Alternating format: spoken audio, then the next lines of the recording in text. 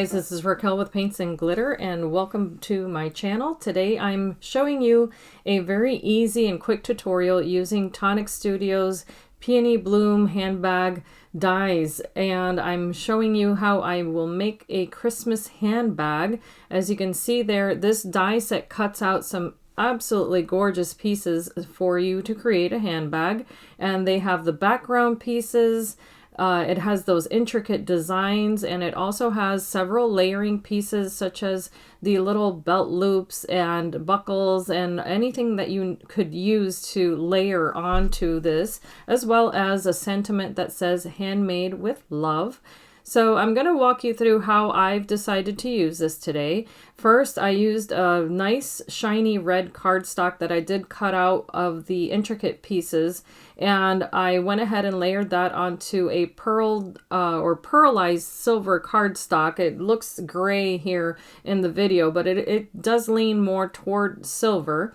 And I'm just topping off all of those pieces, and then the belt loop that I decided here to use, I did cut out of a thinner white cardstock than the base, and I layered that on top of the red cardstock, and I did mold it a tiny bit as I was applying it to that base.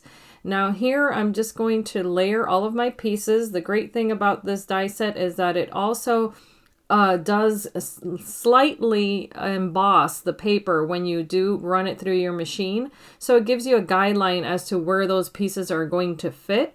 And if not, you can definitely look at the pictures on the packaging, of course, if that's a little bit easier for you. But now you see that little triangular piece there goes on the side of the handbag. And then this does curve a bit on the sides. So what I did is, since I cut it out of this thick 110-pound cardstock, I used my hands to fold the pieces there. And I did apply adhesive where the bag is going to attach to the second piece, as you can tell, of course. And I'm just gently moving this back and forth to go ahead and reinforce those fold lines.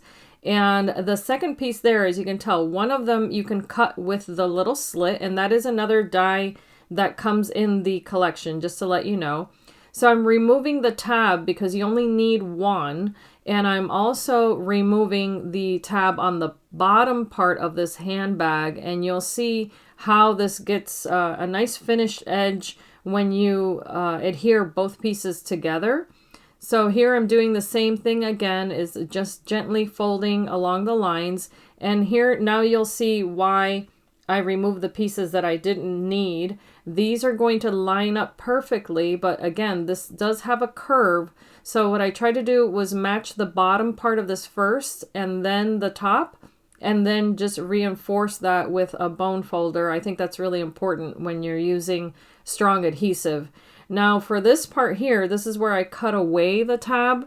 I'm applying adhesive there only on the edges, and now I can close this bag. And again, I'm being gentle just to let you know the video is fast for the sake of time, but I do apply this very gently at first before I burnish anything, to give myself time to make any adjustments if necessary. So here's the part that's going to adhere onto the outside of the bag, and that's why I removed that one folding tab. There, I'm just removing the little, the sticky bits there, or the pieces for the inside of the bag. The liners is what I meant to say. So then I was able to just complete that. Now here's the part that's going to fold and close, and there you see that little slit. I make sure that that fits nicely first before I adhere the little belt loop there. So that's why I had adhered that gently and folded it as I was adhering it, to make sure that that paper doesn't crack, that I don't get a dent in it. And now as I see it fit nicely, now's when I apply the final bit of adhesive there, and I'm holding it to make sure that that does dry in a curve.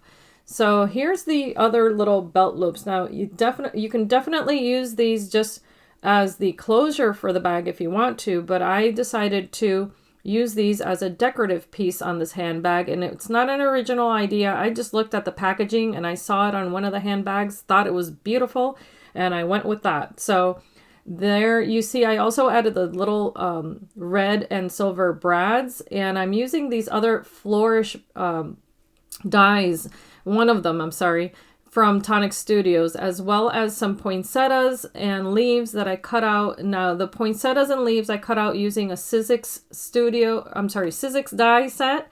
So I just cut those out of some buffalo plaid or black and white plaid paper. I made a bow, I added some gems, and I did add a little bit of, I guess, glitter. I can't remember now, embossing powder, I'm sorry. And now I'm just topping this off with little gems that are kind of also in a silver or grayish color. I wanted to keep this monochromatic to keep it elegant, and there is my finished bag. I'm quite happy with it. I'm just adding a little bit more just to the back. The back of this bag is going to be quite simple, so just 3 little gems there to finish that off and make it look cohesive with the front of the bag. And this was quite easy to put together. I hope that you guys like this video. Let me know what you think, of course, in the comments below.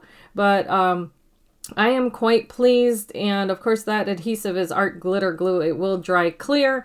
So that is my finished handbag, and I also made a matching card with the same type of flowers, more Tonic dies, and the season's greetings is from Sizzix. So I hope that you guys have enjoyed this video, that it serves you as just for inspiration, and of course that you can be inspired and be blessed, and I hope you have a Merry Christmas. Thank you so much for watching. Bye-bye.